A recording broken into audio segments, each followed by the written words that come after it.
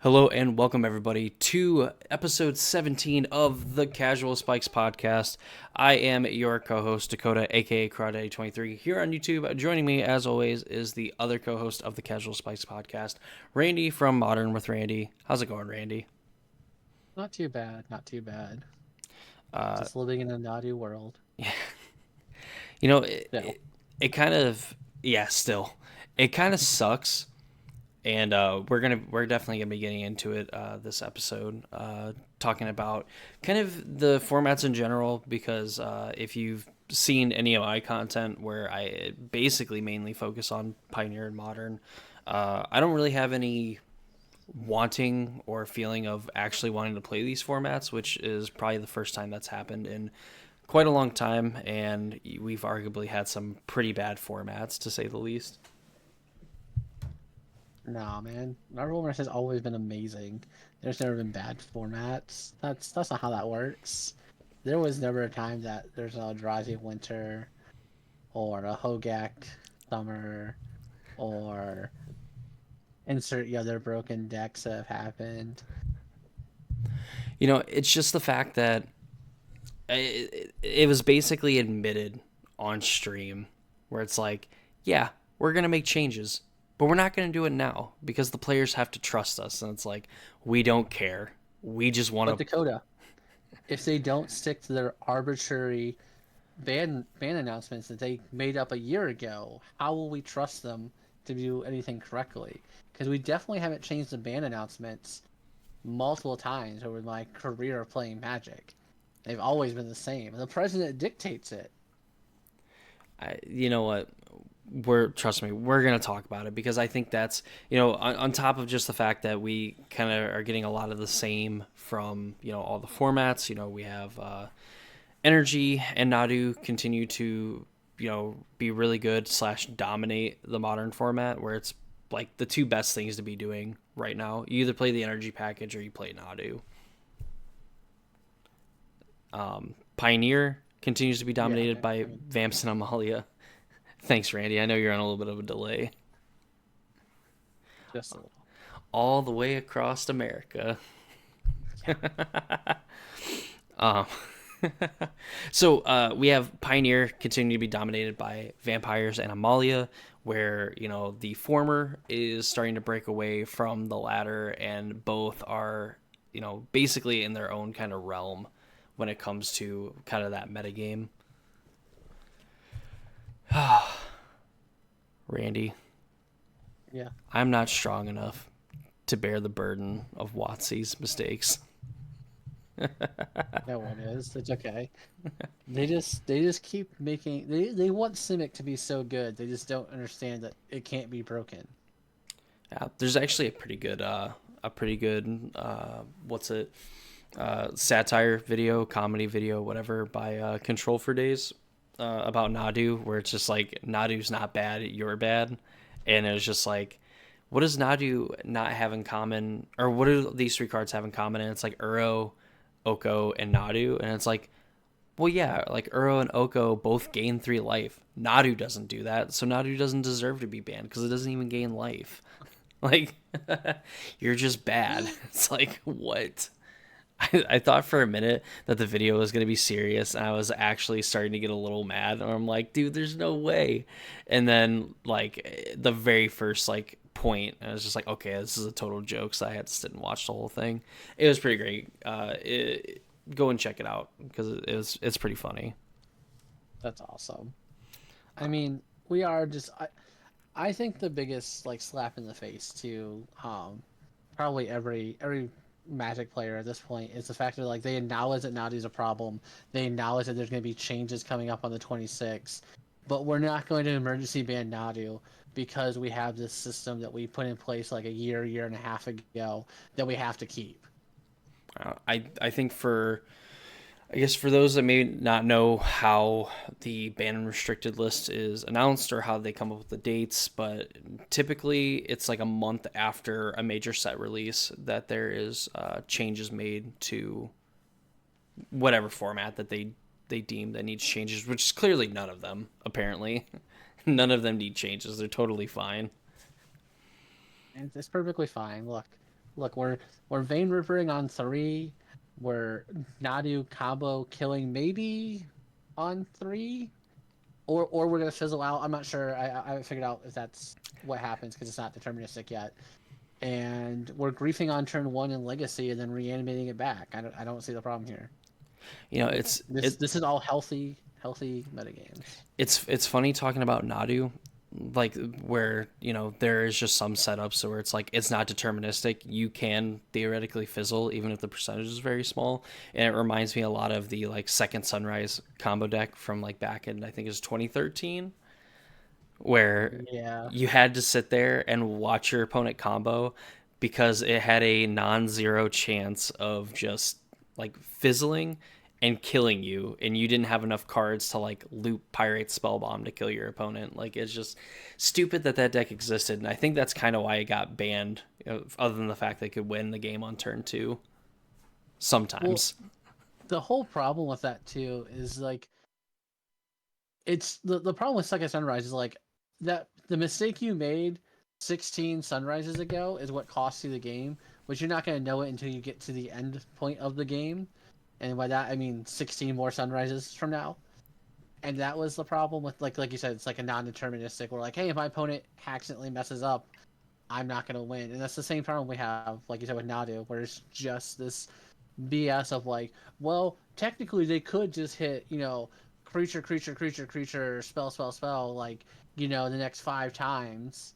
This is possible, plausible, and it's like, all right, cool. And even in like these like scenarios where like they mess up, like, well, my opponent didn't kill me this turn, but they also drew 24 cards, so I'm probably not winning anyway.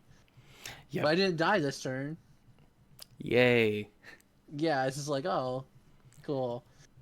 Yeah, It's it's the it's worst just parts of being like a great deck in modern where it's just good. It's just a really really good deck on its own, but then it's like has the non-deterministic part of eggs. It's slower than sin sometimes, like in complicated board states where the rounds just go 20 30 minutes over time. Best case scenario. yeah. It's and it's probably the most complicated of like the best deck in a format by like a mile, best deck in the format. And we're like, even when you have to play the worst version of the deck online, it's still pretty damn good. Yeah, it's still dominating in challenge. Excuse me, in challenges and things. Like obviously, it's not winning every single challenge, but like it's still putting up numbers consistently. And then any paper tournaments have proven that it's putting up numbers. And it's just like I don't know. Like I said, Wizards choosing to stick to their arbitrary ban list or banning time frame is annoying. And like the reasons they gave were probably more of a reason to like be upset. There was also a time period too, and you probably remember because I think this was like in the late 2010s era where I mean, I think they did like 4 bans a year at one point where it was just like every quarter we're going to have one ban and restricted announcement. If we feel like we need to make changes, we have the right to essentially make an announcement about an announcement.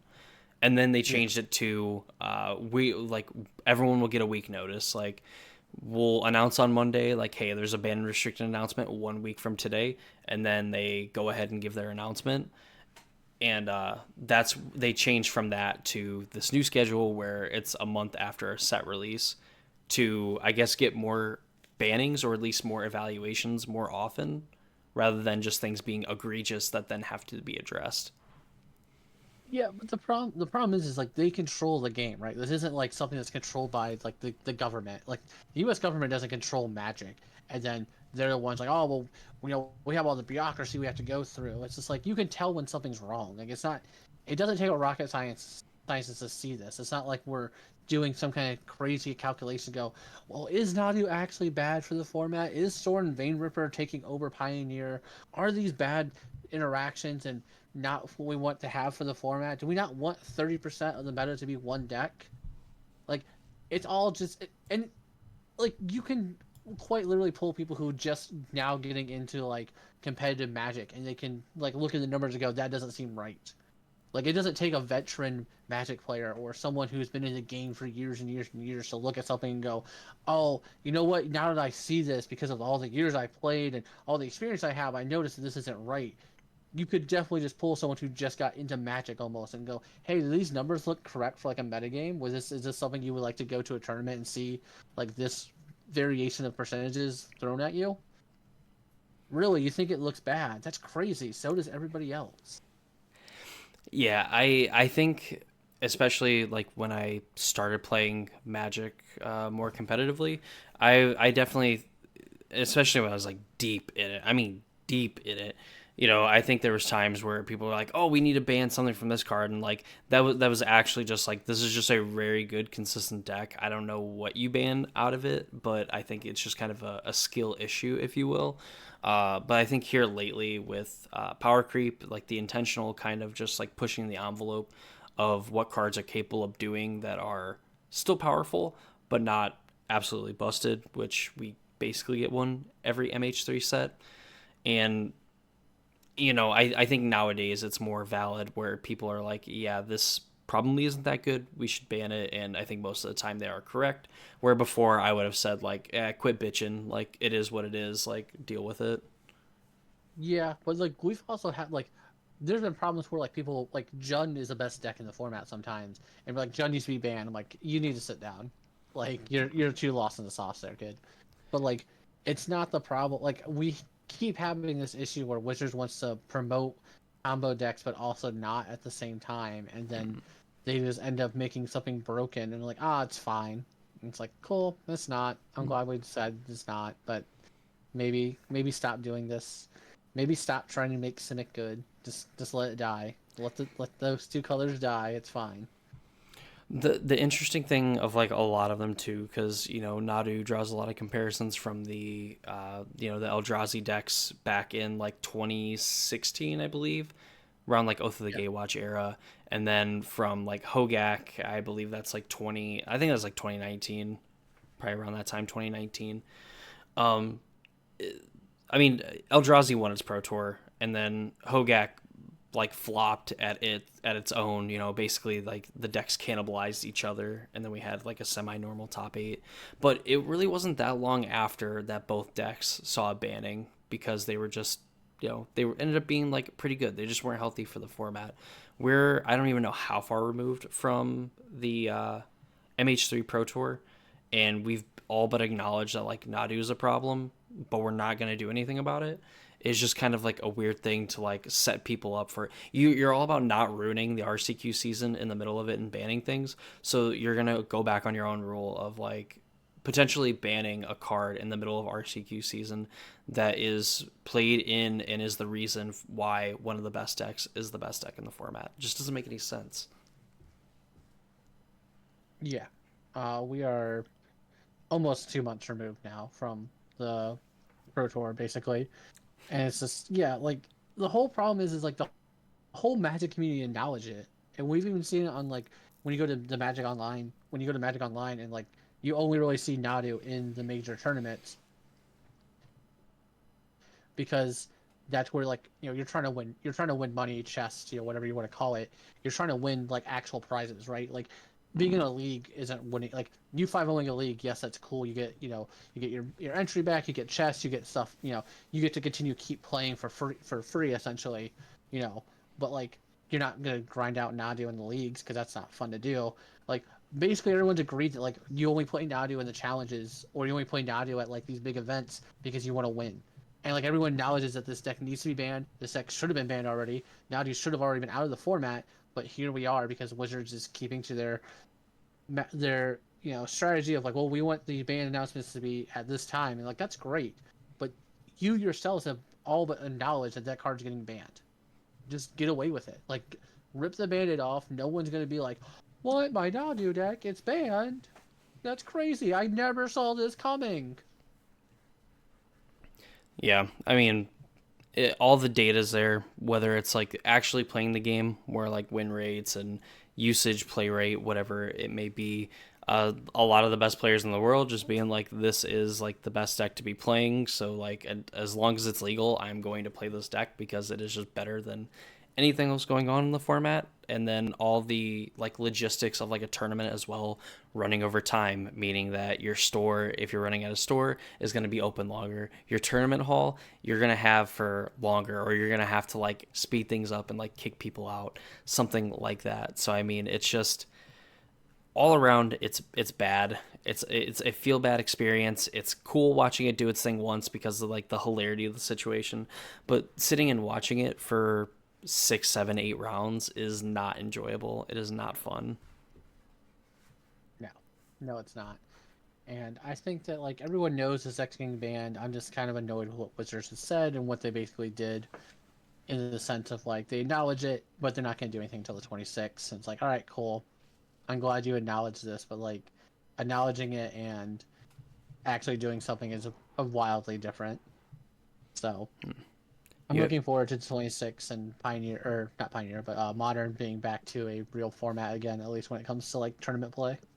as long as you acknowledge Nadu as your tribal chief, it's Yeah. okay. Shout out to Roman Reigns. No, but that's basically what we're waiting for in modern. Potentially, I guess some other cards that could get hit, but Nadu is probably the first one that goes, and then we see what happens from there. Yeah, I don't expect them to ban anything else in Modern realistically outside of Nadu.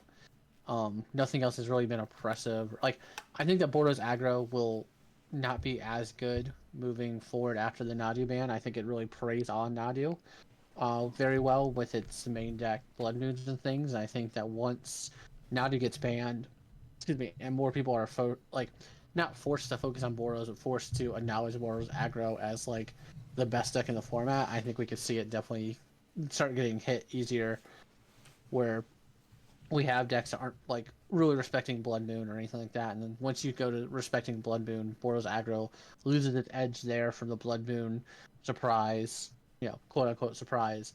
And then all the creatures still are like, X2s, X1s, where like we can still mow them down and answer them relatively easily.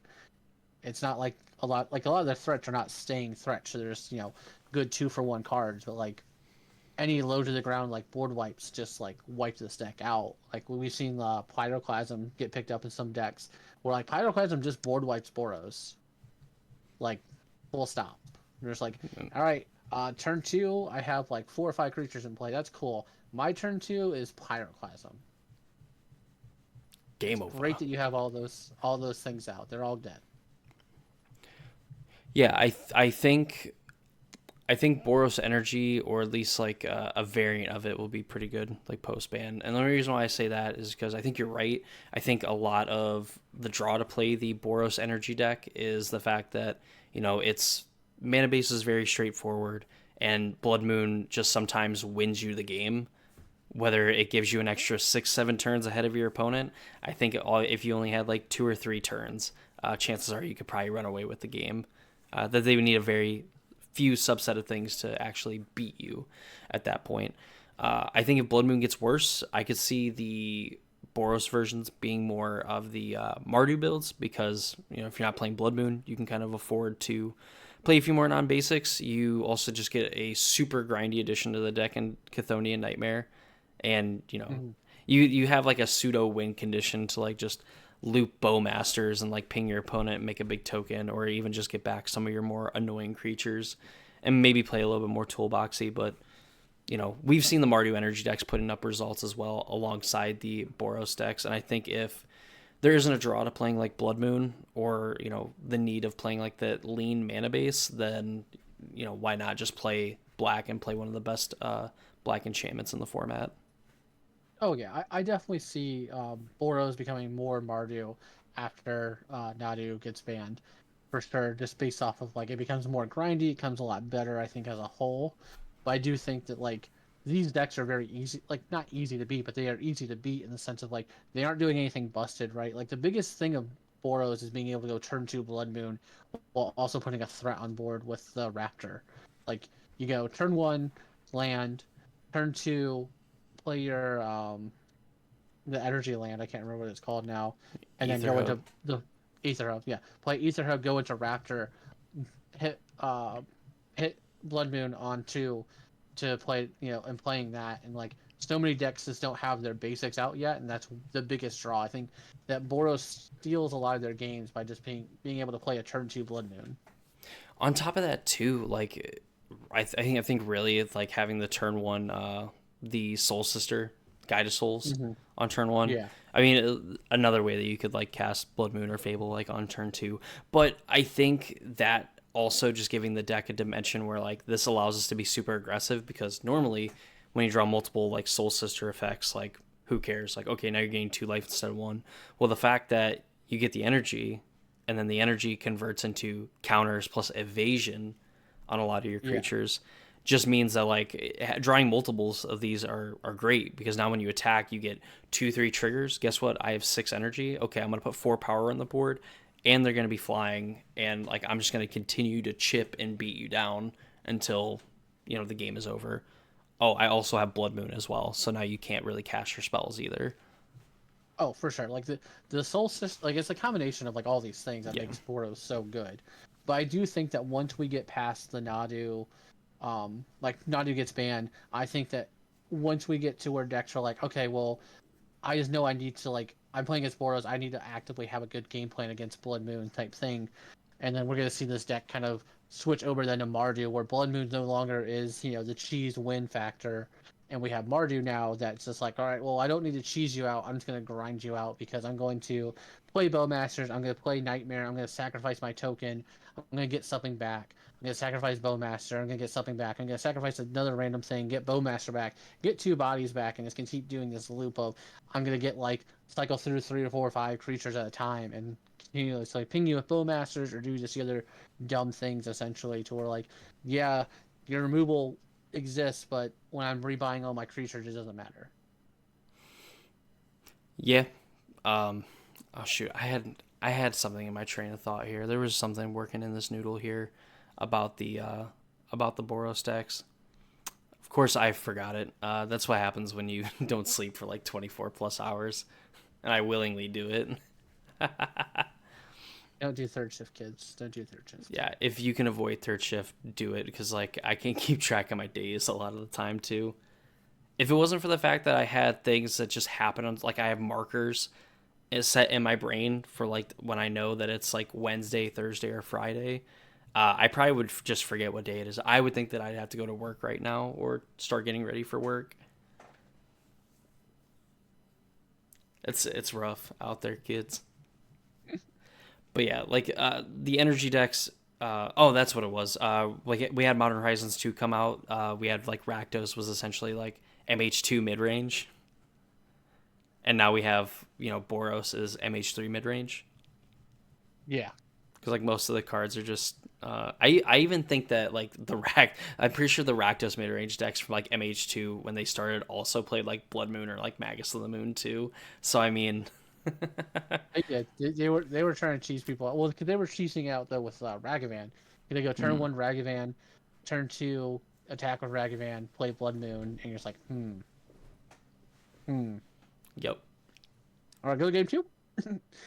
Yeah, like literally like 90% of the cards were like MH2 cards, and then like the 10% was Blood Moon. Yeah, Blood Moon and Lightning Bolt. Blood Moon, Lightning Bolt, and Terminate because they had to have an answer to Burnt Guide. Yep. Oh man. So yeah, like MH4 comes out, it's either gonna be like a blue red mid range deck or like a green red mid range deck. Those are the only colors that are left. Let's go green red. Or I guess it could just be mono red. Now we Probably. gotta have green. We have green for the Tarmogoyf. Oh yeah. When we get a red Tarmogoyf in the set instead of just the mono black Tarmogoyf. Yeah, everybody gets a Tarmogoyf. Man, modern's a mess right now. I love it. I love it. Some of us love it. Mhm. So, I do. I definitely not love it. I have to love it because this is the game I choose to play. oh yeah, yeah. It's Just my have to grin addiction. and bear it. Like, yeah, this is great. I want more of this, please. I want Yeah. seconds and thirds. Like, no, I absolutely do not want this slop on my plate. Like, just get rid of the bird. we'll see how things shake out from there. I won't even be like that greedy in it because we've already kind of went over like what we would want banned or unbanned and things like that on the previous episode. But I think it was just worth kind of like noting that in general that we should talk about just like the schedule in which cards are banned. Yes. Listen, okay. The Burge will continue until morale improves. I don't know what else you want. Improves. I mean, it won't improve, but it will implode. Morale has So, already imploded, and I don't even like, yeah, like I don't even make Magic content for like a living, so I can't imagine just being a streamer and being like, all right, we got to play this deck and hope that we dodge Nadu. I mean, to be fair, most of the streamers I've watched have just like basically they don't acknowledge Nadu. Like no one acknowledges Nadu in the leagues at least. And like I guess if you really want to like farm quote unquote farm money right now, you could play Nadu in the leagues. You can also just hang yourself, it'll be faster. But like if you really want to like try to make In money right now, you Minecraft, you have to say in Minecraft, in Minecraft. Roblox, But in but GTA, no. whatever. But like you can definitely like if you wanted to farm like 5 O's, you could probably realistically just play Nadu. But like no one's playing Nadu in leagues because everyone knows it's gonna get banned. No one's trying to get better with the deck that they know is gonna get banned. This is essentially the same situation we were at with like Hogak or like Eldrazi Winter, where everyone knew like um Eye of Ugin was gonna get banned, right? Like no one's like, oh, there's no way this gets banned. Like everyone's just like, what else is getting banned is what we're worried about, not is this not going to get banned? And so like that's the problem is like there's at least the goodness with that is like people just acknowledge like, hey, I'm not playing this in the league. I'm not going to play this in the leagues because I want to be able to be good at what's going to come out after Nadu's ban, not play Nadu and get these reps in that will never help me. Yeah, I think there's been enough like I don't know if it's necessarily WotC led events, but there's definitely a lot of things that kind of go up on like the Wizards of the Coast like channel, stuff that's maybe not necessarily sponsored by them, but like run on their clients that are just like Nadu's banned this week. Like you can't play Nadu. You can play anything else. You can't play this card, and it's a lot of people just essentially playing under that assumption that like there's no reason for this. Like let's just play the format the way it was intended to, and or how it's meant to be continued, Mm-hmm. and then just kind of go from there and figure it out. I will say the leagues look really healthy for modern. Like nothing looks really too dominant. Like I said, there's a bunch of like Bordeaux running around, and I think it's a lot that like Blood Moon's just in like we're in that weird spot where Blood Moon's good, right? Like we have this happen probably every like 6 to 8 months to a year where Blood Moon's just really well positioned and no one wants to respect it. And so because we have Blood Moon being good and the lack of respect, it's made Boros into like this like perfect time to play it and run main deck Blood Moon.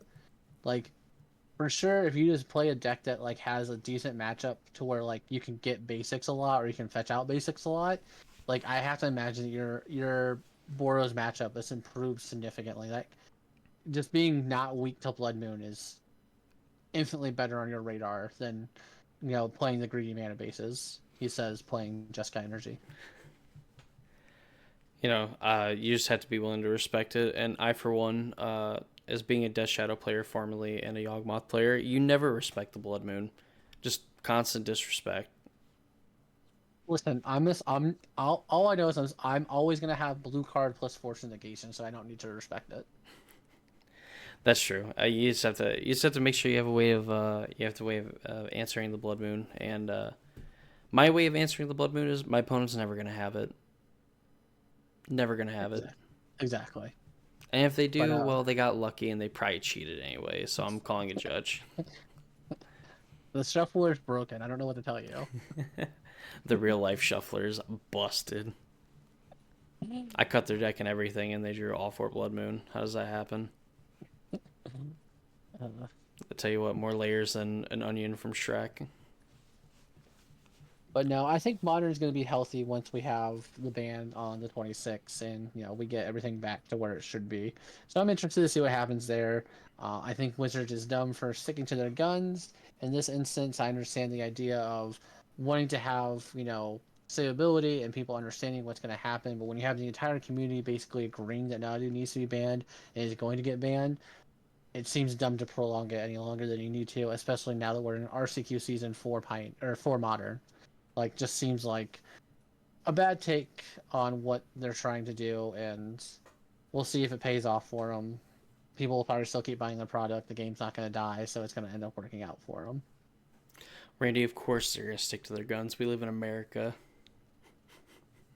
Have to. You are contractually obligated by the Bill of Rights to stand by your guns. Uh, but I do also think that, with the ban announcement, I'm curious to see what they're going to do in Pioneer as well, because I think that's much more of a train wreck for them to try to figure out than what anyone's willing to admit. Because I think that we're in that problem where, like, Pioneer probably needs either needs like 5 or 6 bannings, maybe an unbanning or two, or just like left alone, because I don't know what you're doing with this format. I think you could probably cast a pretty wide net with the Pioneer format. I think, like you said, I think no changes would absolutely just be like that would suck. I mean, obviously, only here recently has well, I guess in the last few weeks has vampires kind of like tried to like break away from the pack. So I think you have to do something now. Depending on how wide you want to go, is definitely a different discussion. And at this point, I'm kind of good with just about any combination of things. I just think that you have to do something to.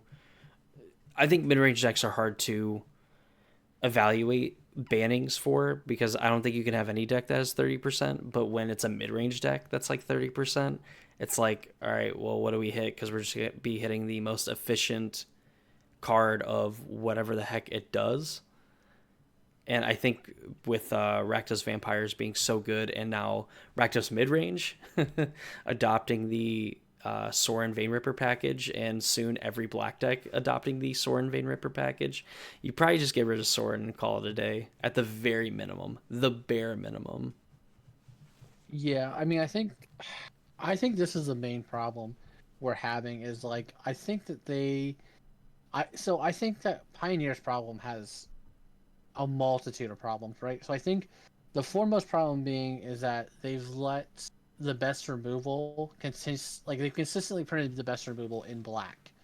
So we now have where black will always have has the best removal in the format. On top of that, we also have just made it to where they haven't acknowledged the Amalia problem in a long time. Like, they keep acknowledging it. This is probably a mistake. We're going to keep our eyes on it, which is not a good way to go about it. So we have Amalia that crushes pretty much all the aggro decks in the format and makes sure that they're not doing well.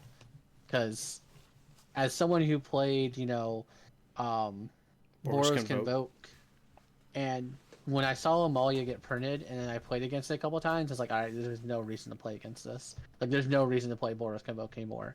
And, like, Boros Convoke used to have a decent matchup against the, like, Rakdos mid range that was around before Sorin Vein Ripper. Like, um, I know that, like, to qualify for Atlanta, I beat that deck like 2 or 3 times, and it wasn't close. I was just able to put enough power and pressure on the board to where they put them on the back foot, they couldn't keep up.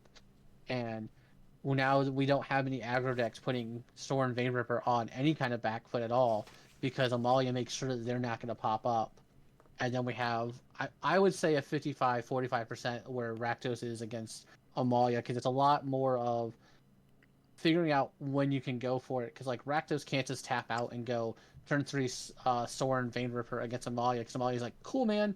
I'm going to go Amalia, I'm going to gain 80 plus life. I'll take the damage from Sorin or from Vein Ripper dying and the other creatures dying. That's cool. And I'm going to put, my artifact on top of my deck and win the game next turn. So you have a lot more back and forth with that deck, to where, like, it's a lot more grindier. It's a lot more trying to figure out who can go win, basically. So, like, That's why you see those two decks at the top. But like we have it to where aggro has been taken out of the format for the most part because Amalia makes sure it's stomped down on, and we have Rakdos making sure that it can take out pretty much any other mid-range deck in the format because it just does something ridiculously well with its like one-sided show and tell. Yeah. Um. I'm gonna. That's a big ditto to all of that. I mean, like the best decks. Like essentially, there's like an Amalia adjacent deck, and I'll call Mono Green Amalia adjacent because normally when it goes off, it can basically like chain off and for the most part win the game on like that turn. So that's probably the closest thing that you're getting to like an aggro deck in the format is like Mono Green Devotion, and that deck is literally trying to do the same thing Amalia is doing. Is like basically instead of loading up on one creature, it's just putting a ton of these in play, giving them all trample haste, and attacking your opponent and hoping they don't have like 50 life laying around. Yeah. I I think we've just gotten to a point where like we need so many different bans because the problem is like so like let's say we take out Amalia, we take out Sorin, like Lotus Field's still a deck that like is just waiting to be able to be popped back up and be good again. There's like these decks sitting in the wings that are still like combo-ish decks that are just waiting to where, all right, the top two dogs have been taken out, now I can just go. And I think that's the problem we're seeing is like you can only keep cutting off the Hydra's head so many times. And that's kind of what Pioneer has done for a while now. Is it just keeps cutting off a head, and then another one or two heads pop back up, going, all right, well you got rid of my competition, so now I get to be the best deck. And so that's why I think that if Wizards wants to fix the format, they probably need to ban about 5 or 6 cards to actually shake up the format and let all of these like tier 2, tier 3 decks kind of come to the surface, so we actually have some competition where it's not just all right, well Rakdos is gone, so I guess 5 color Niv gets to be the best deck now, or insert whatever deck you think it is. And so I'm curious to see what Wizards will actually do. My assumption is they're going to ban either Amalia or Wildgrowth Walker and ban Sorin and go, all right, figure it out, guys. Let us know what the next best deck is. Yeah, I think that's probably where it needs to start. Just and probably only Amalia slash Wild Growth Walker for the fact that they were specifically mentioned. At least Amalia was mentioned by name, but like the deck itself being mentioned for being a miserable like tournament experience. So Mm-hmm. I think like one of those cards has to go. I hope Amalia gets to stick around just because like that kind of design I think is a lot more interesting than something like Wild Growth Walker. I mean like honestly, who cares about Wild Growth Walker outside of like the combo? Like none of the Explorer creatures really see play except for the Sentinel and Amalia. Mm-hmm. So like I think there's some cool like gain a life for a creature entering, gain a life for a creature dying that you could just kind of like combo with Amalia. So I think the design is interesting in that regard more so than having Wild Growth Walker. So whatever, Wild Growth Walker, go kick rocks. And then Vein Ripper, I mean, playing as like a 6 mana thing is still good, but definitely not as good as just having it in play on turn 3, essentially uncounterable. So I'm cool with Soren going and then Vein Ripper getting to kind of hang out with the team. If my opponent casts a turn 5 Vein Ripper or a turn 6 Vein Ripper, I'm not upset. My opponent casting it on turn 3, on their turn 3, my turn 2, very different. I will cry. Yeah, I'm with you. I want to see Amalia stick in in the game or in Pioneer because I think she could find a home maybe eventually where we could see like a Soul Sister is deck where we have like the life gain going on, or it's just like incidental things where like we have a 5/5 Amalia, we have a 6/6 Amalia type thing where like it's a good powerful 2-drop creature, but we're not like without Wild Growth Walker, we're not like that card's not gonna be a problem. Like, I'm sorry, if you leave Amalia in the format and then she gets up to 18 or 20 power, you were already losing that game. Like this wasn't like a game you were winning. Oh yeah, and still in a format too that has all of the basically all the good black removal, fatal push, the bitter triumph is seeing like a decent amount of play, and of course all the good red black removal in the format, etc. and so on. Like there's Mm-hmm. plenty of answers to an Amalia. The word on Amalia is less heinous than the Vein Ripper. Even though there is times where Amalia is going to be unkillable, Vein Ripper feels like it's more unkillable more often than Amalia is. So they should get to stick around, but they're going to be significantly worse without their partners running around for them. Exactly. Like I said, I kind of want to see like 6 cards banned out of this format and go from there. I don't think that's actually going to happen. I think we're going to see Soren and something from Amalia, either Amalia herself or um, Wildgrowth Walker, whichever one they decide to hit. I'm with you. I think that they should hit Wildgrowth Walker. The card saw 0 play until Amalia is printed. It's going to see 0 play after Amalia is taken out of the format. So why ban 2 cards when we're just going to ban 1 instead? Yeah, I can totally agree. I'm a big fan of that. But it'll be interesting to see what happens. I know I want to play Pioneer. I just don't want to play Pioneer right now. Both you and I are qualified for GC, so we need to. We've been working on what we're going to be taking, but a lot of it's just theory crafting until we know what's going to get banned or what's going to change. Because as it stands at this point, there's no reason for us to really playtest if we know that Rakdos aggro, mid range, whatever you want to call it, vampires is going to be the majority of the field right there with Phoenix. Blue Eye Control has started coming up more in the metagame, but that's just because the metagame's so solved. If you know you're going to play against Rakdos vampires, at least a third of the time, you can just hedge your main deck to beat that deck. You're like, all right, cool. I'm gonna play all the board wipes that exile. I'm gonna play, the spells that stop Soren from coming down, and then I'm just gonna go from there. Like, it's not hard to have a main deck that's good against vampires if your goal is just to beat vampires. And if that's what you're gonna be playing in the challenges and stuff, you know what to expect. Yeah, I really hope there's just changes. Let's make it easy and whatever.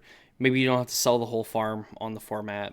Just get rid of the two very obviously most powerful decks, at least the most played decks. There's a reason why they're the most played decks in the format. Full stop. Yeah. No cap. Look, I'm like the young kids.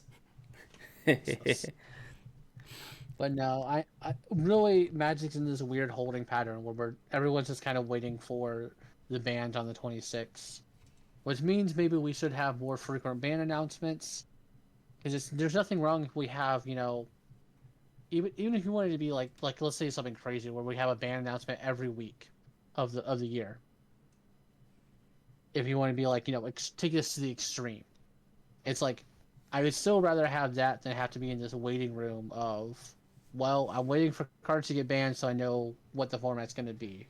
Because you can always have you can't have too many ban announcements because you can always go no changes. Mm-hmm. So I feel like Wizards needs to figure out a better system than what they have now. What that is, I don't know. I'm not going to sit here and pretend to know what they should be doing, but I do think they need to have either more ban announcements, different windows for it, not be afraid to emergency ban, whatever it is, they need to figure it out to kind of fix this. Because obviously this has been Pioneer's been a problem for a while now. We saw it during the RCQ season; it was a problem. But they didn't want to ban anything during the RCQ season. And I'm very afraid of that for Modern because now we're in the Modern RCQ season and they're waiting to ban Nadu until the 26th. I'm really hoping they're not going to go, well, we don't want to change anything because we're during the RCQ season. And I think I might have to actually hit somebody in Wizards if that happens. Yeah, pretty diabolical. Like we're not gonna make changes in the middle of a RCQ season, and then we're going to make changes and potentially make changes. And again, nothing's guaranteed. But yeah, I think the fact that I mean, obviously, if we take it to the extreme every week, I think is like the absolute extreme. Yeah. So like I said, Yeah, I'm taking this to the very extreme because someone always loves to go, well, what if they do one every week? Or they always take something to the extremes. Like let's take it to the extreme. If we change it to where the ban announcements are every Monday there's a ban announcement, that would still fix the problem that we've been having where Nadu needed to get banned, 2 months ago and hasn't been touched. Pioneer has been a problem for a while now. We could have fixed this problem had more time than in between, the testing for the RCQ, like for the RCQ season ending and before the RCQ happened, to go, oh, you know what? We banned Sorin, and now insert deck is just the best deck in the format, and it's taken over, Rakdos' spot at 30% of the meta. Yeah. But we're not going to know that because we have these arbitrary time limits that they have put on ban announcement windows. Yeah, I guess the more I think about it, so I was thinking like, well, every month would probably be like a good place because, like you said, you just come out with no changes. But I think definitely having more often bans, I think, makes people scared to play certain decks. So I think it'll end up having the opposite effect of like, well, we don't want this deck in the format. Well, nobody's playing it. Well, yeah, because everyone thinks it's going to get banned. Well, if nobody's playing it, then nobody's going to continue to play it because we're banning, or have an announcement every month set up. You know, so I think that there's probably like more often than what they're doing, or maybe just being less scared of just being like, you know what, the format's not healthy right now. We have the competitive season coming up.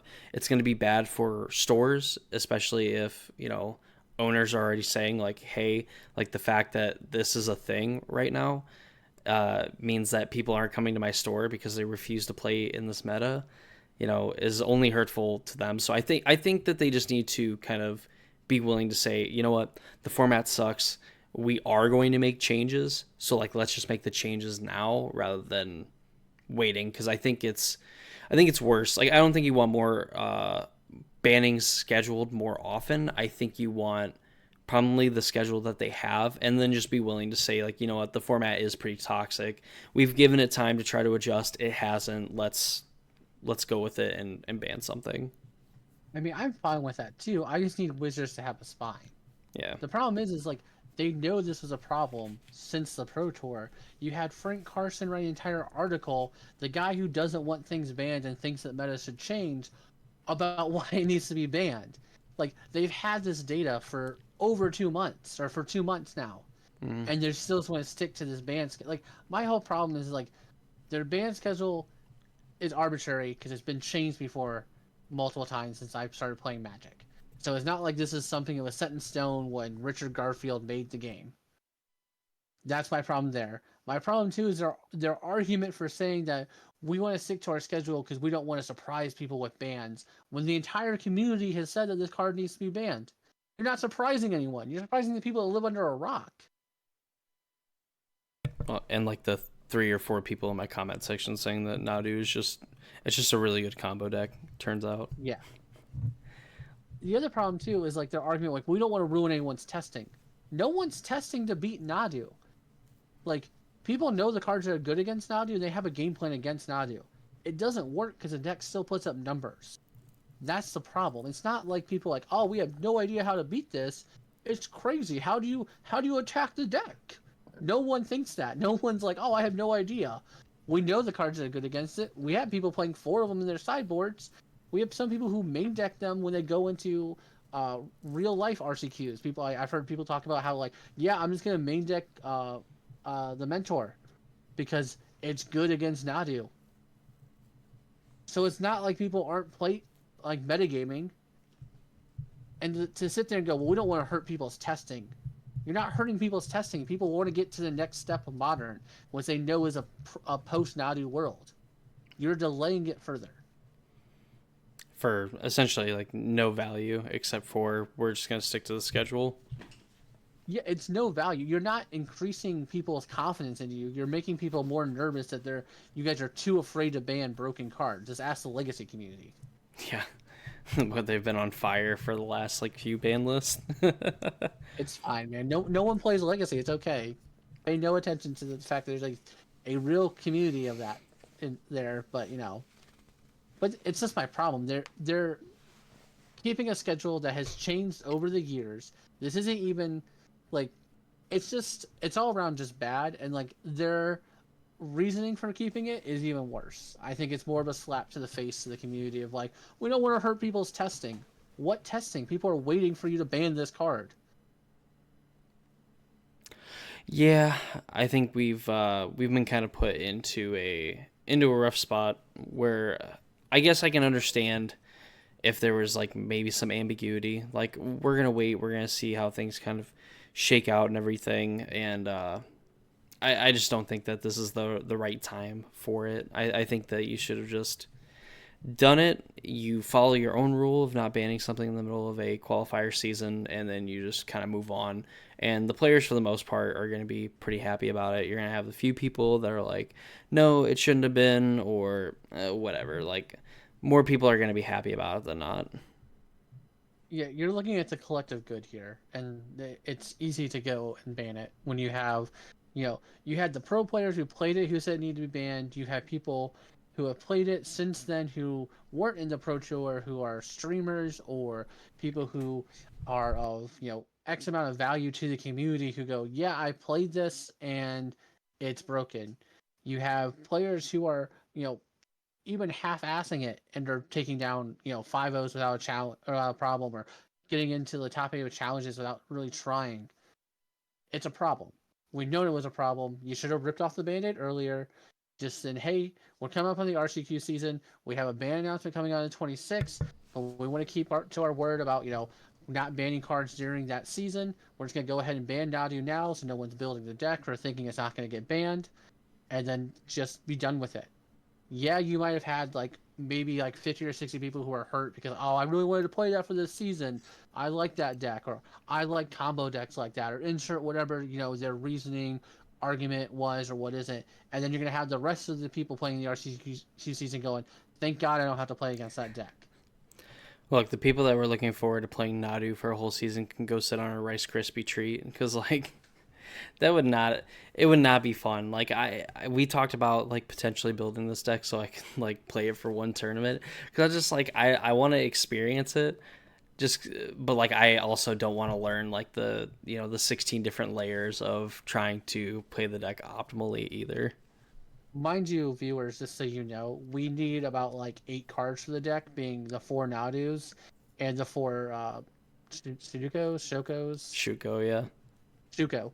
So between the two of us with our collections, we're not putting any actual money into this deck. That's why we are contemplating this, not because we're going and buying the deck outright as the Yeah. whole 75.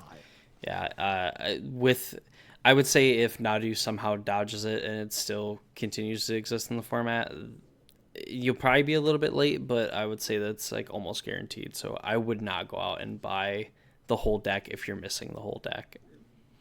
No, like I said, between the two of us, we're missing I think realistically it's 10 cards. Yeah. So we can buy those 10 cards. We can financially support those 10 cards being bought and losing value. I always wanted to own Shukos anyway, so Well, yeah, man. How much are we gonna play Breakfast in Legacy? if I end up buying the Shukos, I might just end up giving away on the channel when we hit 1,000 subscribers. There you go. Just something for the people. So hey, Shukos inbound. Just make sure you sign them so the $1 they were worth, they're now worth 50 cents. Yeah, actively goes down in value. But no, I like I said, I think like you said, I'm sorry, not like I said.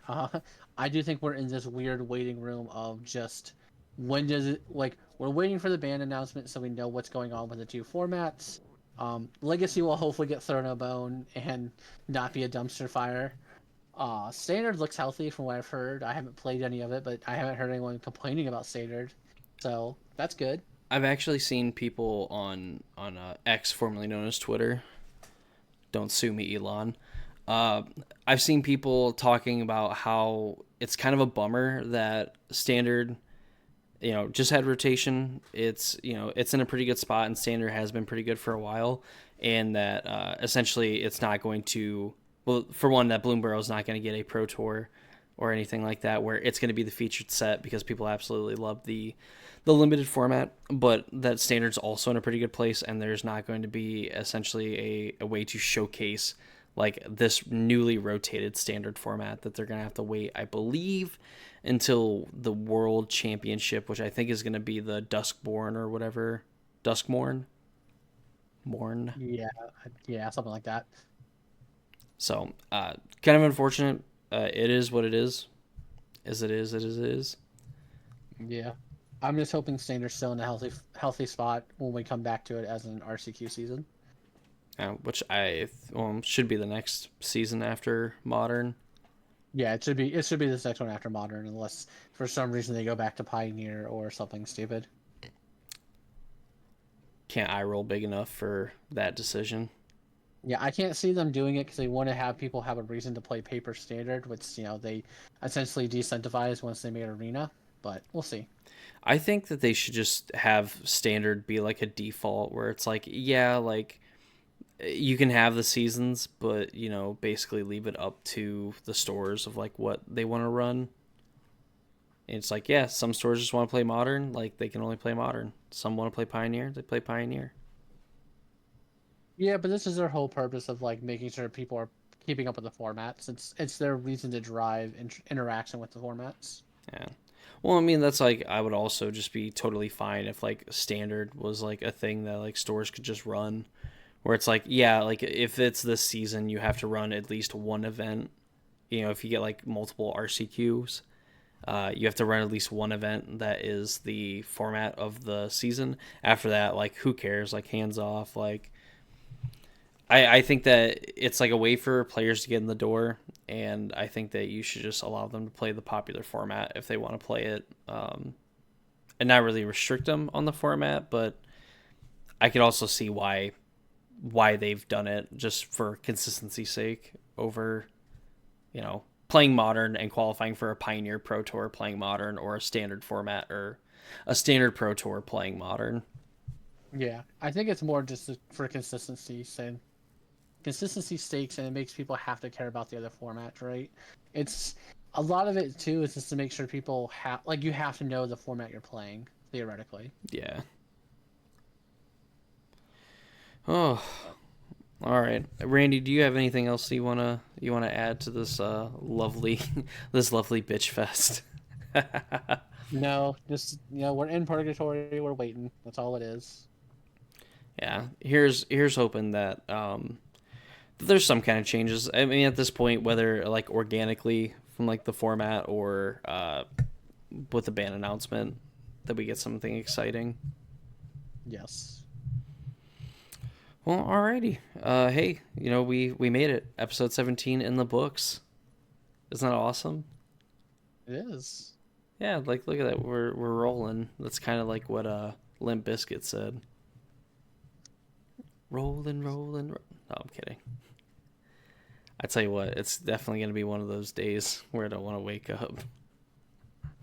Well, you need to so you can go crush your limited Oh yeah, RCQ. yeah. The limited master here. This guy, numero uno. I don't have to remember an extra 500 cards on a on a sheet to like play around. I only have to remember like 200 cards. Oh, much easier. So much easier. But yeah, I guess that's gonna do it for episode 17 of the Casual Spikes podcast. I am Dakota, aka Karate23. That is Randy with Modern with Randy. Go ahead, subscribe to his channel. I'll have it linked in the description down below. Of course, you can subscribe here to see my content. Randy does a lot of stuff focusing on the current RCQ season, which we are currently in Modern. Believe going into like Pioneer stuff too, like just kind of branching out and some other stuff, right?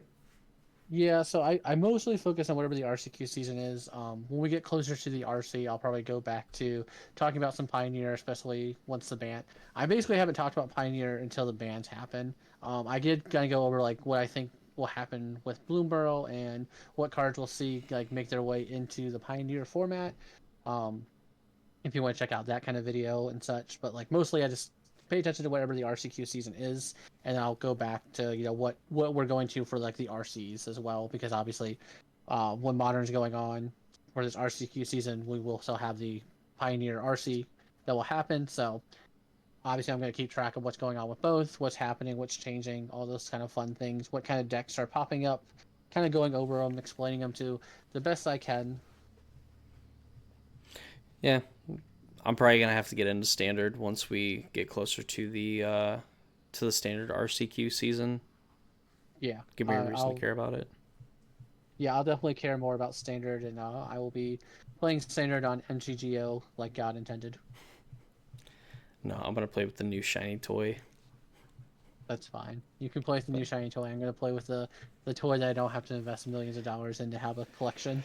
Look at this Excel spreadsheet that I play on. I'll probably have to do most of it on Moto, since I'll probably be able to build like 1 or 2 decks.